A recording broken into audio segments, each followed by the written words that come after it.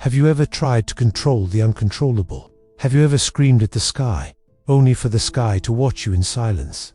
There are moments when everything seems within our grasp. Plans laid out, paths defined, sharp words, clear goals, certainty in the palm of our hand. But then, something slips away, a loss, a silence, a sudden interruption in what seemed unshakable. And in that instant, the truth we've been avoiding emerges. The harder we try to control the world, the more we lose ourselves in it. There's a hidden force in us that wants to understand everything, to master time, to shape others, to reach the top. But not everything was meant to fit into logic. Not everything bends to our will. In this pursuit of control, we forget to listen, we forget to pause, we forget to trust. Somewhere between human ambition and divine silence lies humility. And humility is not weakness. It is the strength to accept mystery. It is the courage to keep going.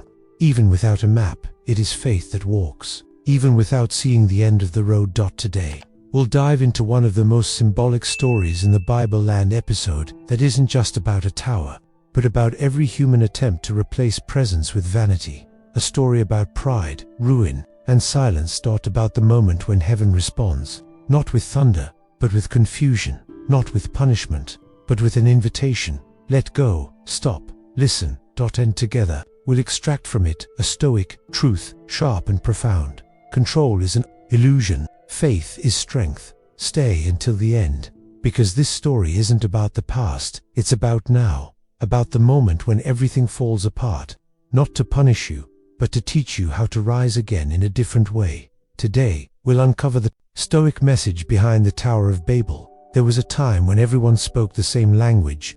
Words flowed like calm rivers, ideas fit together like perfectly aligned bricks, and men walked together, driven by a common desire to reach the unreachable. They were tired of being scattered, of leaving no legacy, of being just another breath in the wind of existence. It was there, on that plain between the Tigris and Euphrates, that Babel was born, not just a city, but a symbol of humanity's will to immortalize its own name. The land was hot. The sun burned the bare shoulders of those shaping clay and stacking stones, but no sweat seemed too heavy when ambition burned hotter than the heat. Let us build a tower that touches the heavens, they said, not to draw closer to God, but to prove they could get there without him. They were many, yet they were one. One voice, one idea, one blind impulse growing taller with each floor of the construction. The tower rose. Every stone laid was a silent scream against life's fragility, a challenge to the human condition, a clenched fist raised to the sky. But their eyes were fixed only upward, never inward. None of them asked, why? What are we trying to conquer? What is at the top that we believe will save us? The work continued relentlessly. Hands dirty with clay and glory never stopped. Plans grew alongside the tower, but their hearts, those grew deaf. There was no prayer, no listening. Only execution, only haste, only control. They didn't want to be remembered for their humility. They wanted to be eternal for the heights they reached. The tower became a mirror of their collective ego, a reflection made of stone and arrogance. No longer a project but a trap.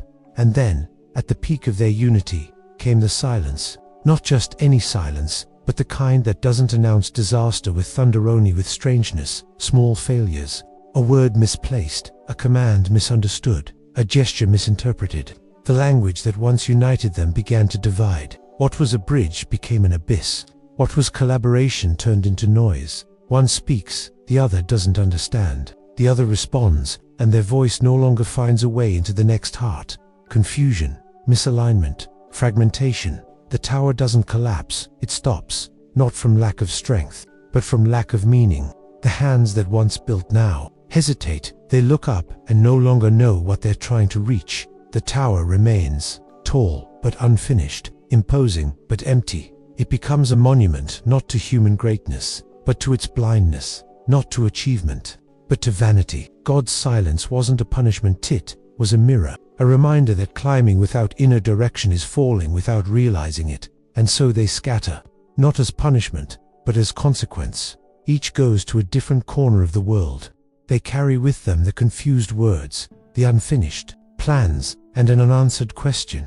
How could something so strong crumble without a sound? They find no answer.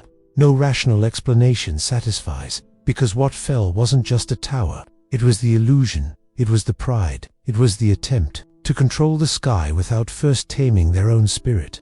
There was no fire, no collapse, only the slow, nearly invisible deconstruction of everything built on sand. The most painful part of human downfalls is that often they aren't dramatic, they're silent, they're internal. They're an exile that begins within, long before it becomes visible on the outside. And so, Babel became not just a place, but a metaphor. The tower remains in humanity's memory as a warning. You cannot build peace in haste, nor transcendence through vanity. The language that unites us can become the instrument of separation when the intention behind it is selfish. And faith that remains silent, not seeking height, but depth, amid the ruins. There's an unspoken invitation that still echoes through the centuries. It doesn't come as a voice or a command. It's subtler. It whispers through the cracks of forgotten bricks. Accept, let go, listen. Perhaps the sky didn't descend because man didn't know how to wait. Perhaps the summit isn't a place, but a state of presence. Perhaps the tower must crumble within us, brick by brick, before we can finally build something true. From the inside, the Tower of Babel is our haste, our attempt to control what was never ours, our pride disguised as a project, and the confusion of tongues is the reflection of what happens when we forget that the greatest elevation is humility. It is not things that disturb us, but our opinions about them. Epictetus, the Tower of Babel did not fall due to faulty calculations. It wasn't an engineering error. It wasn't excessive weight or structural weakness. What collapsed there was not the stone, it was pride. What crumbled was not the project, but the intention. The fall began long before the confusion of tongues. It began in the hearts of men when they decided to control what cannot be controlled, when they mistook power for wisdom, when they confused ambition for direction. As Epictetus would say, the problem is never in the things themselves, not in the tower, not in the sky, not in God's silence. The problem lies in interpretation, in the fantasy that we are absolute masters of what happens around us. The Tower of Babel represents this collective delusion, the attempt to reach the heights without first inhabiting the depths of oneself, the human desire to leave a legacy, to be remembered, to reach the unreachable, is not inherently evil. But when that desire isn't filtered through reason, humility, and virtue, it becomes emotional tyranny. This is what Seneca would call madness, disguised as ambition, a blind movement, a restless impulse that tries to force the world to bend to its will rather than bowing before reality with dignity. Stoicism never condemned effort, nor greatness. What it condemns is attachment to results, the illusion that we can command the winds, and when we fail, we rebel, we lose ourselves. But the wise man, the one who understands the flow of existence, acts with determination but surrenders the outcome. He knows the universe is not a battlefield for control, but a training ground for the soul. He who fears not what he may lose, but his own ignorance, is truly free. Marcus Aurelius' true freedom is not in building taller towers. It is in knowing oneself, in recognizing where our strength ends and where surrender begins. The man of Babel wanted to dominate the world, but he did not master his own ignorance. He could not bear silence. He refused to accept the sky's slow pace, and so he fell. This is the virtue of resistance, not the resistance of pride, which forces its way even when everything begs for pause. It is the resistance of maturity, the kind that takes a deep breath in the face of confusion, that stands firm when everything crumbles around it, that accepts there are forces greater than our will and yet keeps walking. The true Stoic does not fight what he cannot change. He observes, learns, adjusts his soul to weather storms without becoming one. He understands that there is a kind of strength that does not impose itself, it contains itself, that does not flaunt it, transforms into silent presence, resisting the need to control. Perhaps this is the greatest challenge, but also the greatest power. When we stop fighting reality and start collaborating with it, we enter another dimension of existence, one where faith is not blind belief, but inner resolve, a daily decision to trust even when everything seems scrambled. The Tower of Babel collapses, but faith, true faith, remains, because it is not built with bricks. It does not depend on perfect plans or unreachable goals. It is born from silence, grows in waiting, strengthens in listening. The faith that sustains is not the kind that demands answers, It is the kind that learns to live well even when they don't come. The Stoic knows, we are not here to build towers to the sky. We are here to build depth within ourselves, so that, when everything around us is confused, our inner world remains clear. When everything is noise, we become silence. When everything collapses, we become solid ground to begin again. And you, are you living your own tower? Maybe you're not, stacking physical bricks, but you might be trying to build a perfect image of yourself. A career that looks solid on the outside but consumes you within. A relationship where you struggle to keep everything standing, even when love has already left. A plan, a name, a status, a narrative you insist on maintaining, not because it still makes sense, but because you don't want others to see it crumble. And when it starts to collapse, you try to speed up, fix, control. You try to keep up appearances. You try to force understanding, that as if the problem were with others, with time, with chance. But maybe what's crumbling isn't an injustice. Maybe it's the illusion. Who betrayed you, and you still try to understand. Control, forgive outwardly, but can't let go inside. What plan do you defend tooth and nail, even when everything in you knows it's time to let go? Life sometimes responds like Babel. It confuses our words. It interrupts our constructions. It halts our plans. To punish us, but to call us back to the essence. Maybe that silence that unsettles you isn't abandonment. Maybe it's your preparation. Maybe the confusion around you is just a reflection of the excess within. Maybe this waiting, this impasse, this discomfort are the beginning of something deeper. A veiled invitation to stop building outward and start building inward. How many times have you been frustrated trying to control others? How many nights have you spent searching for the right words to prop up what's already falling?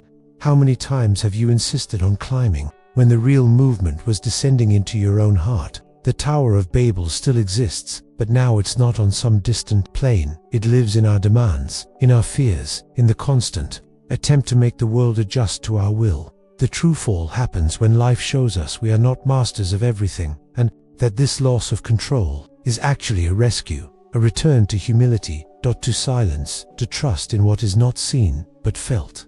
Are you trying to climb your own tower of perfection, forcing conversations that don't flow, holding on to relationships that no longer understand each other, pushing projects that don't progress, no matter how hard you try? Maybe now is the time to accept the invitation hidden in the chaos. Let go, accept, trust. The outer tower may collapse, but in its place, a deeper foundation can emerge. A peace that doesn't depend on approval, a faith that doesn't demand explanation. True construction begins when you stop running from what you feel and start listening to what life is trying to sieve in the midst of confusion.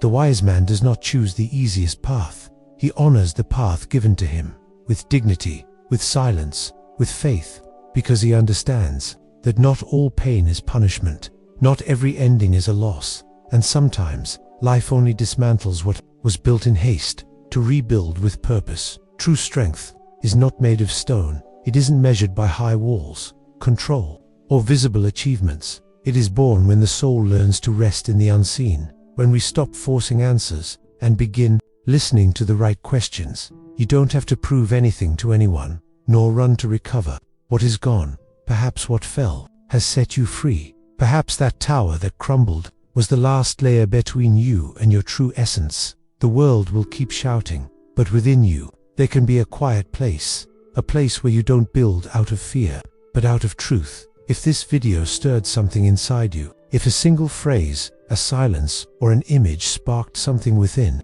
then this channel is your place. Here, every story is a compass, every word, a seed of transformation. And every new video, an invitation. Less noise, more presence. You don't need to press anything right now. Just breathe, and if you feel it's time to walk together, the journey continues here. We'll see you in the next crossing.